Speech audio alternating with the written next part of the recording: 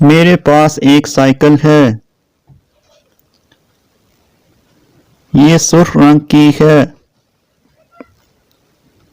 ये स्टील से बनी हुई है।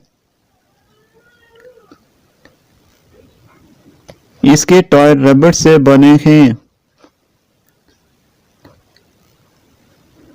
मैंने इसे 8 माह पहले खरीदा। मेरे वालिद ने यह मेरी सालगिरह के मौके पर मुझे दी थी।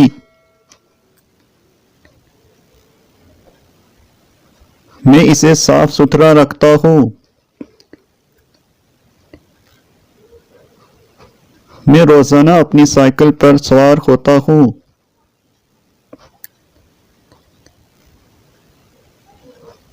मैं इसे जंग से दूर रखता हूँ।